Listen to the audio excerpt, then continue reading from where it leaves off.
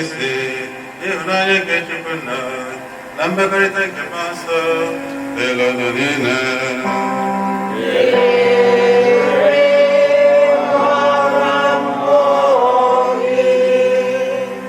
Anyị na-ekele Chineke maka onyinye o nyere anyị ka anyị ji bụrụ mmadụ.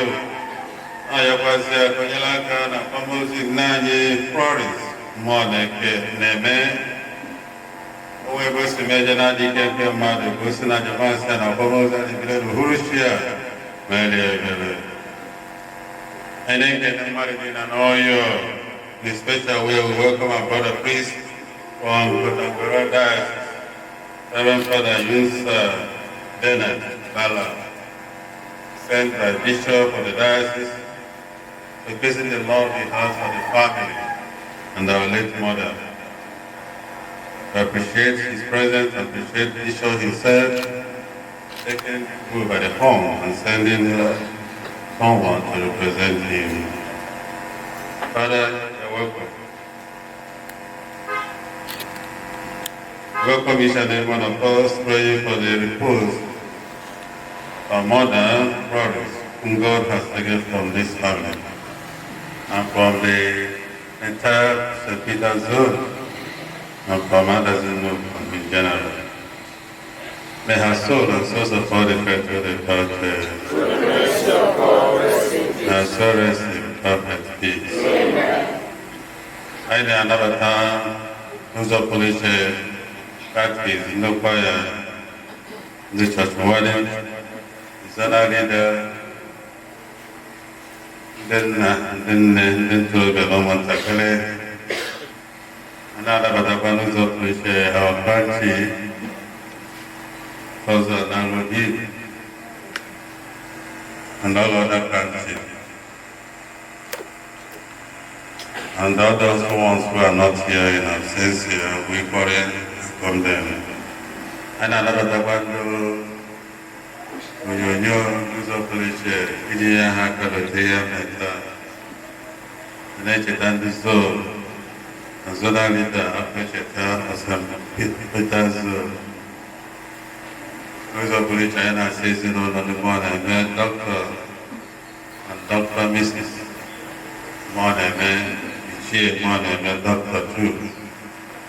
A check is like a Cassihan is in on her in-laws.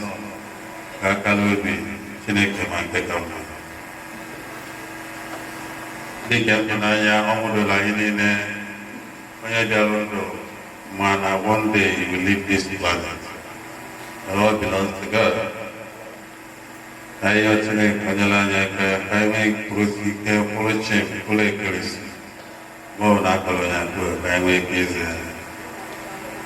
Oh, Monday, Japanamaya, Goma, Magia, the Indianis, Kaipatan, I may have said it with the Janiga.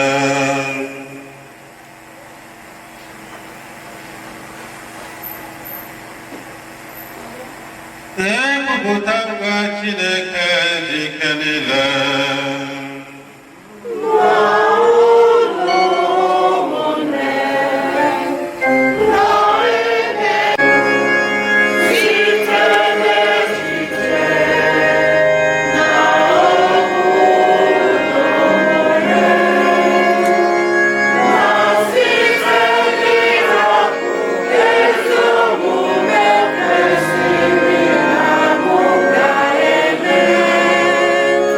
Sit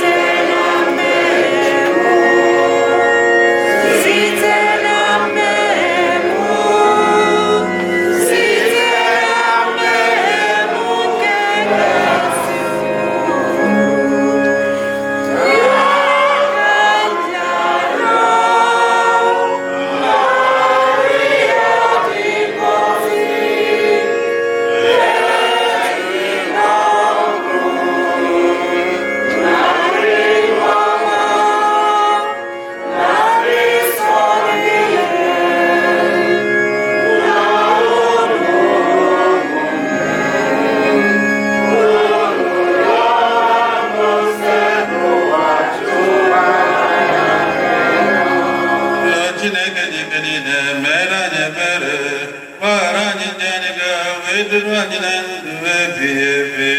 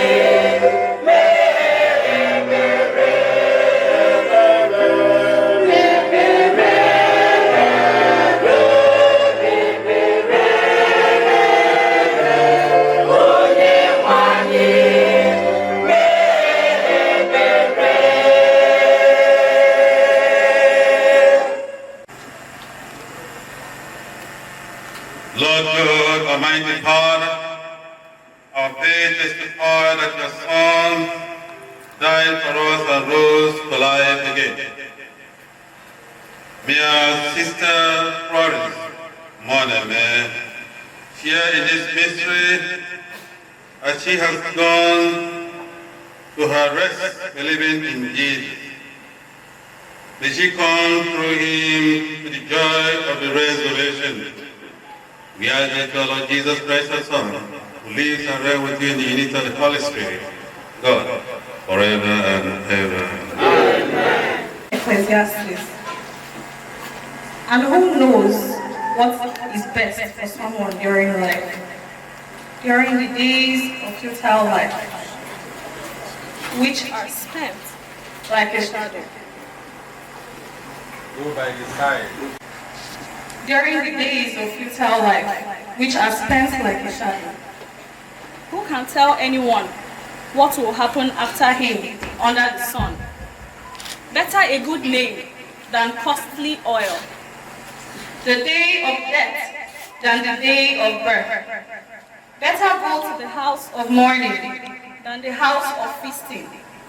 For to this end everyone comes. Let the living take this to heart. Better sadness than laughter. A joy heart may be concealed behind sad looks. The heart of the wise in the house of mourning. The hearts of fools in the house of gaiety. Better attend to the reprimand of the wise than listen to a song sung by a fool. Better the end of a matter than its beginning. Better patience than ambition. The word of the Lord. Thanks be to God.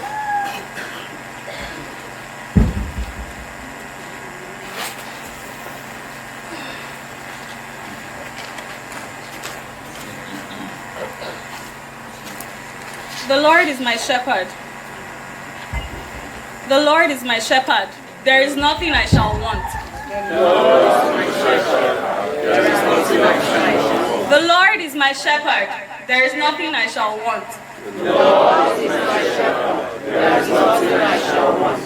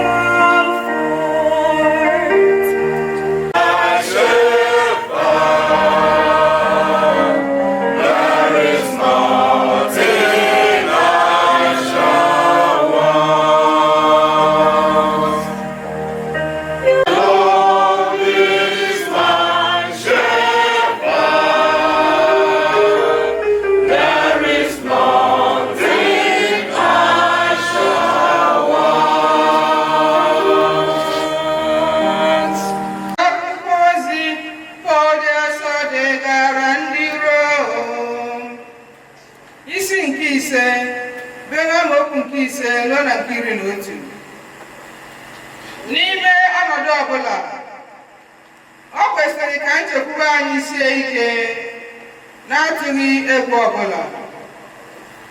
N'ihi na Chineke hụrụ anyị n'anya, ọ gosiri nke a oge o sitere na mmụọ nsọ o nyere anyị, wujupụta ịhụnanya ya n'obi anyị. Leenụ ka obi ebere ya siri dị ukwuu, nke mere na mgbe anyị na-enweghị ike ọbụla n'oge nke ya, Jesu Kristi bịara nwụọ ọnwụ n'ihi anyị. Ma eleghị anya, a ga-ahụkwa onye nwere ike ịnwụ ọnwụ n'ihi ezi mmadụ? Ma lee ka ịhụnanya Chineke siri pụta ìhè. Ọ ka anyị ka nọ na-eme ihe ọjọọ, Chineke zitere Kristi ka ọ bịa nwụọ n'ihi anyị. Ọ bụrụ na oge anyị ka bụ ndị iro ya, Chineke mere ka anyị na ya dịrị n'udo site n'ọbara Kristi wụfuru. Ọ na-abụkwazi eziokwu na Chineke ga-azọpụta anyị ugbu a o bizi n'ime anyị, n'ihi na emeela ka anyị na ya dị n'udo. Ọ bụghị sọ nke a, anyị na-aṅụrịkwa ọṅụ n'ọnọdụ ọhụrụ a nke na anyị na Chineke nọ n'udo. Nke a nwere isi site n'ihe Jesu Kristi mere anyị oge ọ nwụrụ, ka e site n'aha ya mgbaghara erute anyị aka. Okwu nke usekwu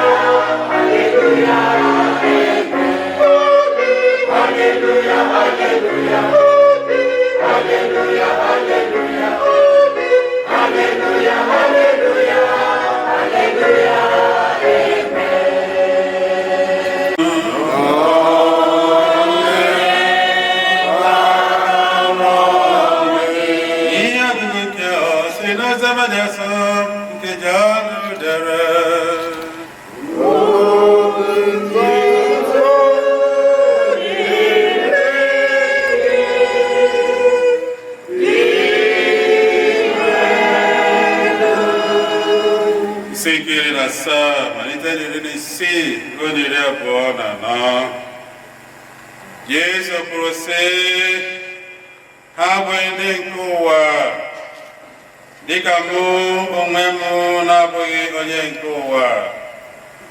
Were eziokwu gị doo ha nsọ, n'ihi na okwu gị bụ eziokwu. Ezigara ha n'ụwa dịka i si ziga m n'ụwa. N'ihi ha edola m onwe m nsọ, ka e wee doo ha nsọ n'eziokwu. Ọ bụghị naanị ha ka m na-ekpere ekpere, kama ana m ekpekwa ekpere banyere ndị sitere n'okwu ha were kwere na mụ. Ana m ekpekwa ekpere ka ha bụrụ otu. Nna, mee ka ha dịrị n'ime anyị dịka gị onwe gị si dị n'ime mụ, mụ onwe m adị n'ime gị. Mee ka ha bụrụ otu, ka ụwa niile wee kwere na gị zitere m.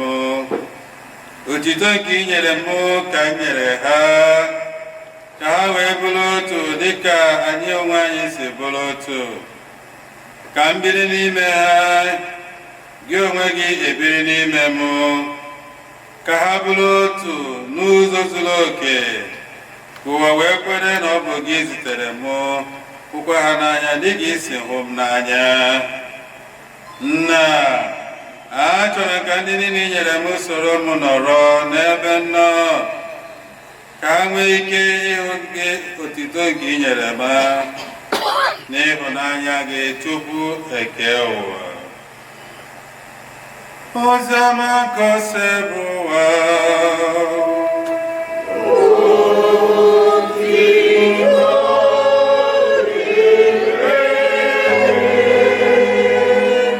We'll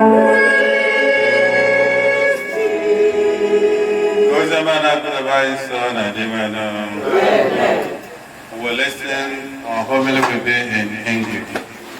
Just listen and dispose. Thank you, Father. Honor to Mary and Joseph. Glory to Jesus. I sincerely want to use this opportunity to thank Father for giving me the opportunity to give you a reflection at this little Mass. For our dear late mother, grandmother, Late Mrs Florence Muoneme. It's a privilege for me to be here in the East, coming all the way from Kebbi State, passing different states to be here. I thank God for that, and my bishop for sending me to represent the parish priest, where our son, Chief Sam Dr. Adazi Nnukwu and family are worshiping in this place of work. Today, I want us to reflect from our first reading what we heard, that a good name is better than or more than anything we could ever imagine in life.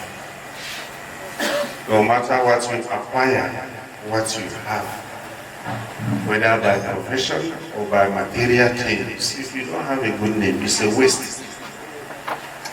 But even if you don't have anything, but you have God, and you are doing what is good, I think you are the richest when it has to do with the kingdom of heaven, which all of us are aspiring that one day we will be there.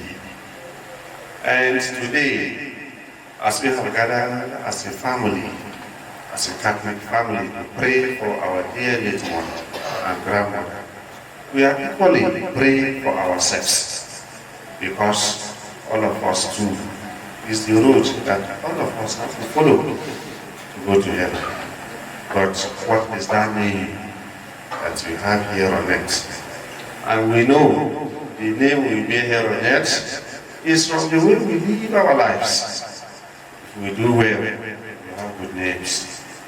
Don't do well, may God help us to do well in Jesus' name. Amen. Dear friends in Christ, it's not time for us to mourn, though it's a mournful situation. But at least she has arrived at the age that we need to rejoice. That we too, we pray that one day we will reach that stage. Maybe 92 is not easy. It's not easy. And I want to encourage each and every one of us, as Christians and as Catholics, we are the people of hope, hope of the resurrection. We should struggle and put in more effort as we follow Christ to see that we do what is right at His own side and even in the sight of men, so that when all of us will die one day, we will enter heaven. So as we are here, we have to encourage ourselves. We have to encourage ourselves, because it's very important when we encourage ourselves by keeping ourselves happy, helping each other, one another. That we encourage our faith. And I think it is what the bishop has seen. The faith we share together, he said you just have to go. I know this path, but you can do it. And that is why I'm here. So we pray for our dear mother, our grandmother, and I think great-grandmother, because if grandchildren will give birth to, she's not alive. We thank God for what He has done in our family. And we pray that one day, we too, when our time reaches, we'll have people gathered like this to pray for us. Because not every one of us may have this opportunity. But it's our prayer that in whatever way, heaven will be our target and our portion. Christ our Lord. Amen. May the good Lord bless us and bless His words in our hearts. Amen.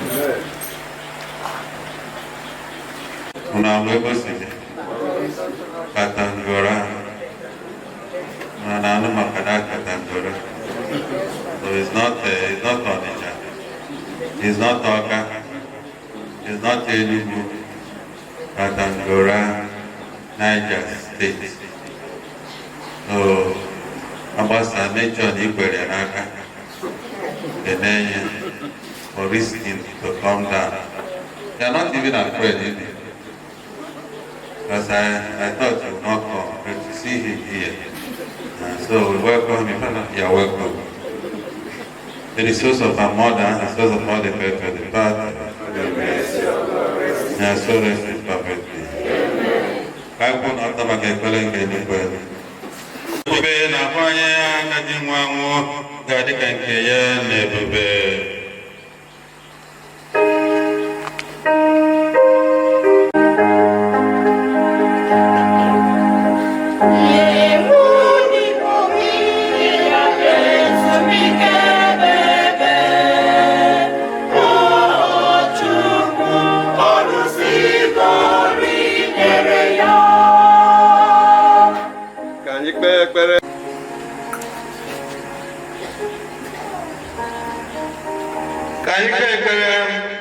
maka ndị niile kwerenụ ha na-ebi ndụ dịka ndị enyi Chineke iji nata ngọzi ya. Anyị arịọ biko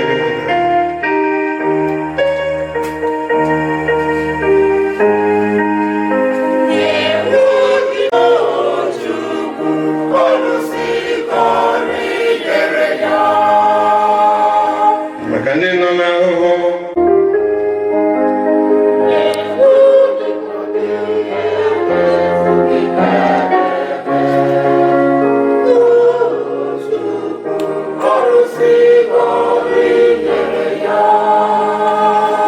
maka Florence onye ji maka ya gbakọba n'ebe a ka o nweta ndụ zuru oke nke ọ natara mbụ na mmiri Chukwu, bịa soro ndị nsọ na aṅụrị ebe anyị arịọ biko dị mana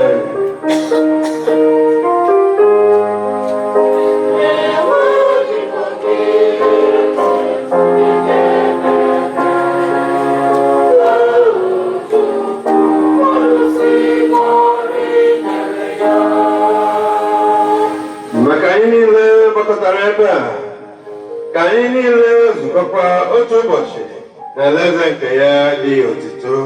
Anyị arịọ biko dị nwanne anyị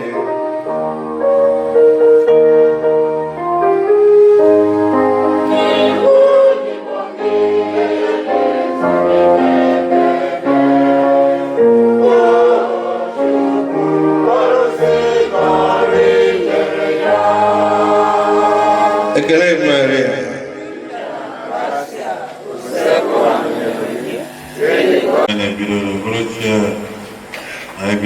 Bido cheta ezinụlọ Muoneme keta ibu na ibe na-eso ya na mmemme ma ichi agbasa ụka chetazi ebumnuche ọma dị gbakọ. Chineke nyere anyị ebere mgbe anyị ga-ahapụ ụwa, nye anyị ụlọ nke ga-adị ebi ebi n'eluigwe site na Kristi Onyenwe anyị.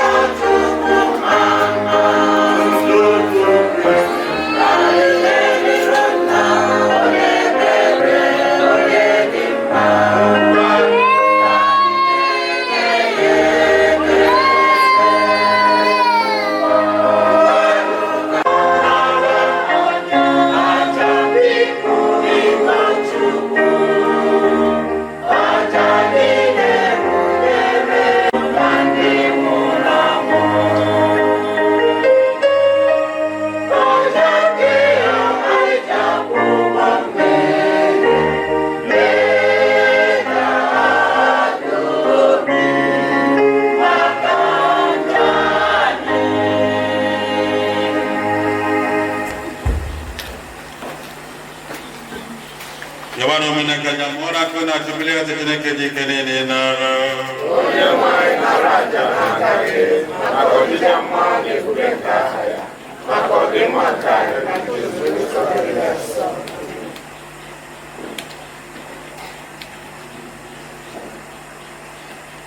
Iwena biko naraja ine unyeleke maka modibo gị Nanye Florence Muoneme. Biko nye ya ngale ebi na lande endo. Aina ya zike kaiwe kisonyere otu basi na ngale kenesa sena Kristi onye nwanyị. Amen.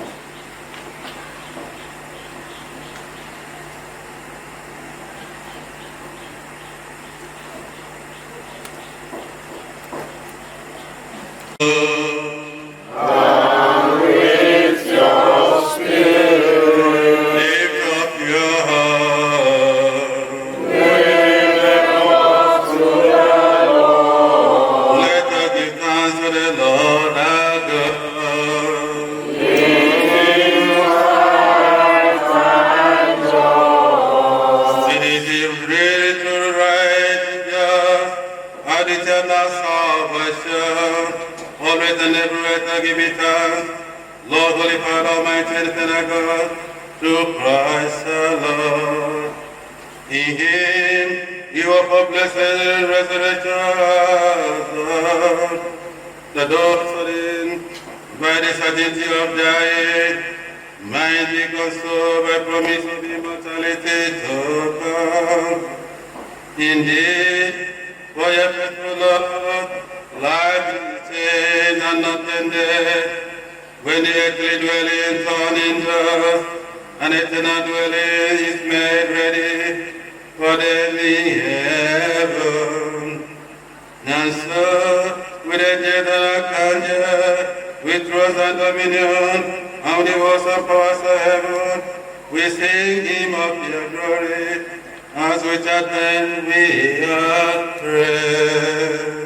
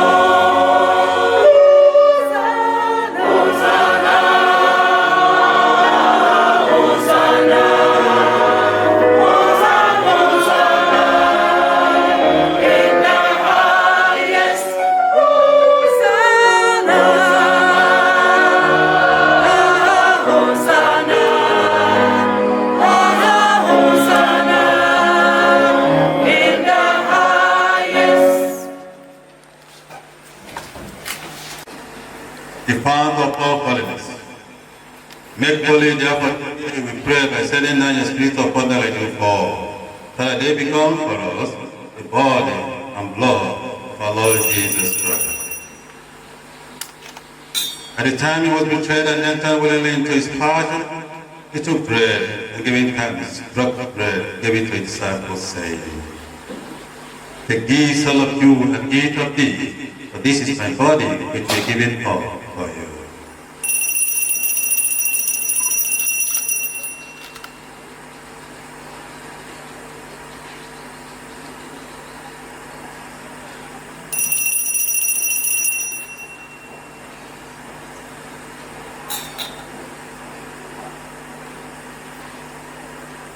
In a similar way, when supper was ended, he took the chalice and once more giving thanks, he gave it to his disciples, saying, "Take this, all of you, and drink from it, for this is the chalice of my blood, the blood of the new and eternal covenant, which is poured out for you and for many for the forgiveness of sins.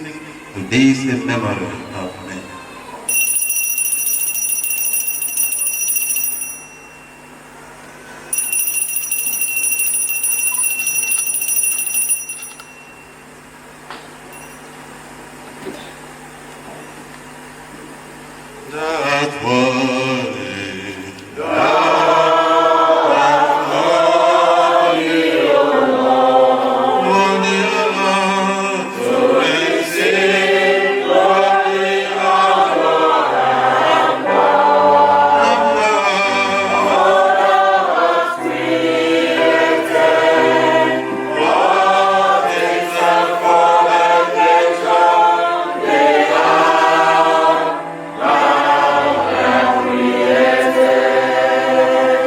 That as we celebrate the memory of his death and resurrection, we offer you, Lord, the bread of life and chalice of salvation, giving thanks that prepared us for it to be in your presence and minister to you. Humbly we pray that partaking of the body and blood of Christ, we may be gathered into one by the Holy Spirit.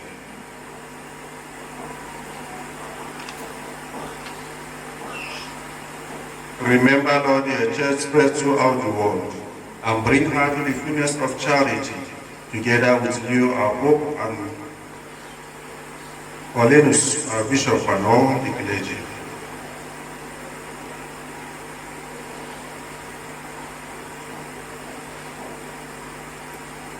Remember your servant, late Mrs Florence Muoneme, whom you have called from this world to yourself.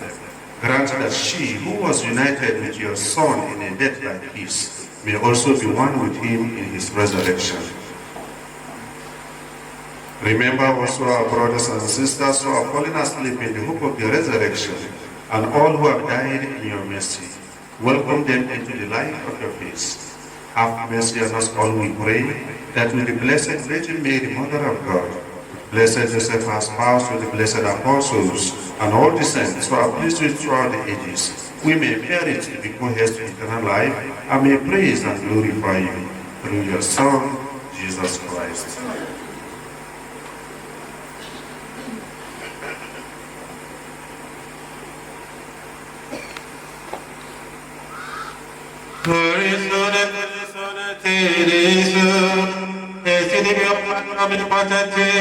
Unitate Spiritus Sancti, omnis honor et gloria, per opia saecula saeculorum.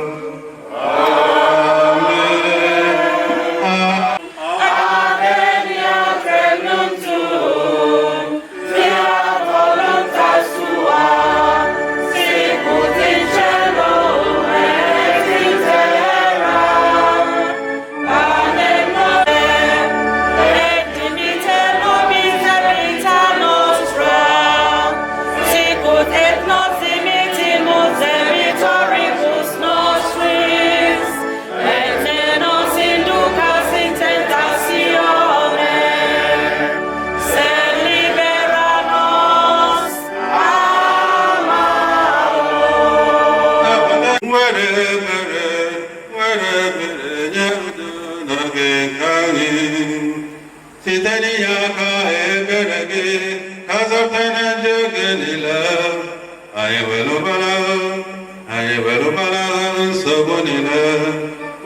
kubadi sanatu anya akambia kike onye zaputani Yesu Kristo.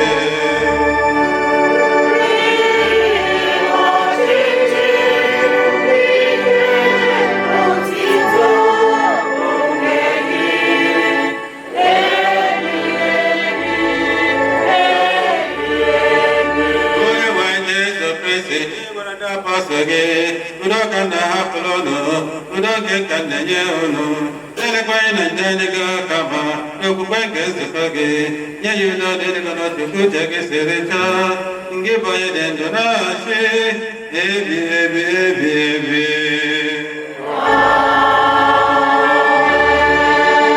Udaka Sabu, Wadelano, Banina.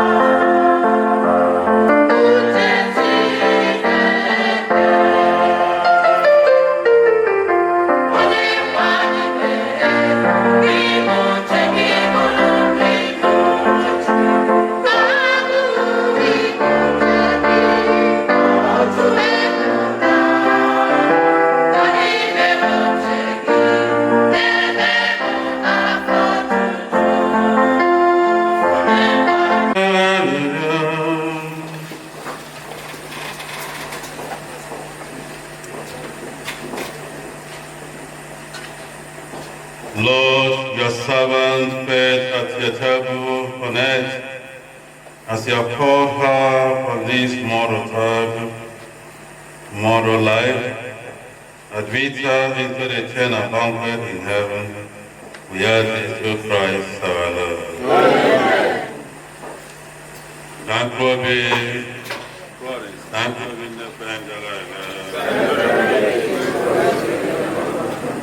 yes, Amelia, goes the lake and the and I put it when they said on a object to the end of man.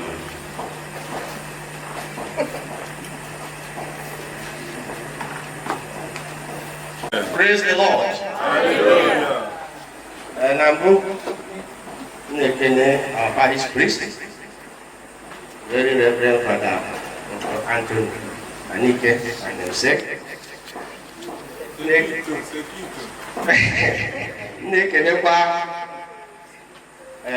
My parish priest again, one of the youngest parish priests, Bishop of Bishop Saul, who came all the way from Contemporary Diocese. I was not expecting that he would come, but when Bishop wrote the letter sent to me, I thought he has finished writing the letter, telling me about my mother. But when he called me, the Bishop said he should come, I was shocked. He said all the way. Some of you don't know where Contemporary is. When Nigeria was good, I mean when there was no kidnapping and fear, if I start motor from that place, by 6 in the morning, I will be here by 6 in the evening. That's how far it is. I will be moving, we can be only eating maybe once and drinking because we are moving on the steering. That was when I was young. And nobody will drive it now. Taking them in the choir. Now I'm going to go in the great. I'm going to go in the great. Ndị gụrụ ihe ọgụgụ unu try. Dignitary si n'ọkụ n'ebe ihe ka ama nka anyị esi bido afọ mgbe abidogoro n'eze ala din Muoneme ovunu Sanai my worthy president from Niger State is here. Though I'm using of Enugu State, Commander 597 Enugu South is here. Cat is from St. Christophe is here. Praise the Lord. Hallelujah. My in-laws from Kogi State, from far places, so Abuja, they are here. Not to talk of all my neighbors. Professor K, well, I didn't know you would be here, but we are here. If I have child, we don't need a neighbor. Any organized can only be there.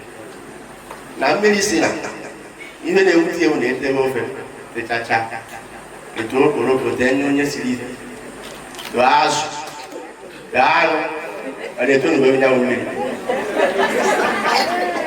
I'm going to take it over without the medical. So, you need a neighbor, we're not at the pocket. We're on the Ahoko. But I hope we're going to ask my also. I don't know. My brother Knight of Ebao, Ebalanch is the two shoes. I'm waiting in the Zaji, waiting in the night. Waiting, I have. So, look at them all. I have a bunch of catfish. Yay, Namasa. So, we are there. So, that is, thank you very much. Master, I have a family. Then you go to go below plastic. It's like, well, a master before. So, that one, we get the young. So, because we are Abasaoka. We get church. Onye mineral onye rice nke elu time ma ke kata de manya nzi no do zikwa ka na St. Andrew sorry Padahal jangan resident dengan kaya bukan ini, ya ini sekolah. Bukan ini aja begini. Di kanubi, sino biaya ini tidak ada nina, berbahaya. Rutin Jesus ya, sino hawo setan, neba kaya. Ini neba saya neba, maksud sih dari urusan neba ini. Sekarang kau baru pada, neba nak pada bicara neba. Sini ya ini sekolah rutin Jesus. So kamu yang mana lagi mesti mereka, makanya ada surprise dari jadi ibarat kalender. Oh kain ini siapa yang berfungsi? Ibarat ada yang mau akan boleh dan inclusiveness. Kalau saya uji ni ada juga ni ada. So what is God? So kan dia pun benar. Ikan benar. Ini notu. Dia pun dia dulu. Mana masih item. Mereka jangan masuk ni mana. No, nak macam tu. Mani he de la post of 9. Mani mereka kata mana pada katu. Osina gini tu yang, aje pun kicau ni. Walaupun anak 9 o'clock awak. Maka before bishop we do. Oh, when the night a few people go. Bishop no sini jodoh, no yang by 9. So 9 hours awak. Biar pun cengai. Ia pun cengai. Dia bên này buổi chiều với đôi là em cũng thấy bia bạc với bia đi mấy chai nhà nay nó có là cao hồ so phát đầu về và xin người nhà tiền thì à phụ nữ này thì chẳng có này mà là tay kia cũng cả ba số cả before tour mà anh đó gọi đi nên là đi xem the farm place cao về nguy kia là mà nó mà nó phải đây về sắp là sẽ nói những lần nhiều sinh sống thank you very much mấy buổi mà anh đó phải đều cũng không cần đến I think I made a mistake here, microphone. Here I professor here. And I'm so glad to hear. Actually, when I tell you from that, ever has to the other side. Because here you see one because we believe she had a person on this side. And since we take it good by the horn, pull at us here, out here, you put on a shower forever. So, when the Patapia. Puno makazikali on the other side because ever work Jareba at that time. Maranka said down to Guyana. Namu or wicked Evacanos, Hoy Kenesis and Ichi Anthony, the Zenonia. Let me put it this way, what about the joker? Because they will night our panina joker. All the day joke of Bishop Aman sent the father all the way from Katanga to this place. So come on, I got to buy you. You know, joker, make Amal in a joker. In a go more, make back Amal in a go more. All that Abani, David Yabani, and Jimmy clearance. So because here the joy who are now, they are very transparent. Bishop Aman Site, father all the way from Katangora, he can when they see Kano, Sijigawa, where Kormo Tanata over there. Hi, where you buy Bana by a Latiani. So say, son, say Baka de Zua, eh? You know that? You understand? I so, the end, we enter one of the Mexico. Ever only one on our bumper. Now, God is I do not forget this. But I get Tony, the versatile. No, bro, Tony, what you now, no more than a kite. Why are they kite with you? Okay, what you would this is bad love. The way Columbi Buddha, Columbi Nnukwu, when I was there. You go to my brother. So because what they say about the rule, so how police can make against let me live in this way. Because I can imagine how can I man of war in love with Bishop and Spencer. So far I'm man of war. I'm a new way when I saw you, so like so English. Thank you. May Almighty God bless you, the Father and the Son and of the Holy Spirit. Amen. of the masses ended, glorifying the Lord by your lives. Thanks be to God.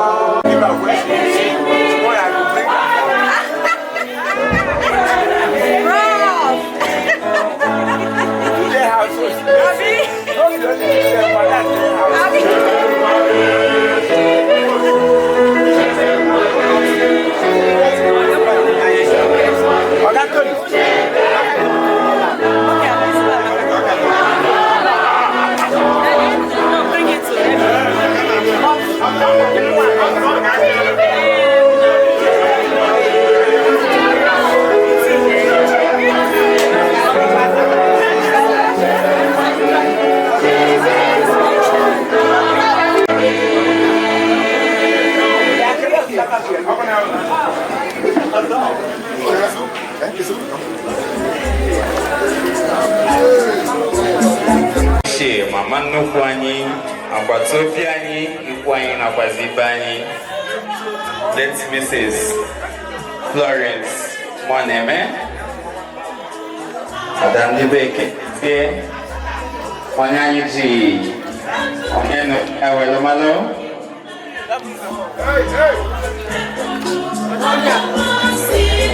Ọgbara afọ 19 chalacha 91 years.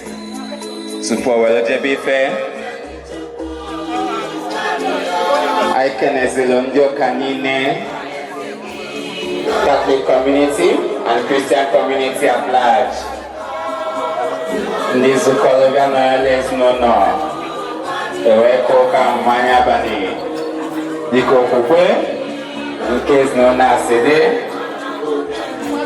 Anyị kenelu ndị ụkọchukwu dụrụ anyị na Jamisa, kenekwuzi ndị ụka soro na Jamisa, mana akpọkụkwazi mmadụ ncha ka ha zukọkwazi ọzọ echi. Yes, ihe anyị na-emezi bụzi ọnọdụ dawere na-agazi n'elu n'uju. Ekpere anyị ka bụzi na Chukwu ya nabata mkpụrụ obi Late Mrs Florence ma nalia na ndokwa. Amen.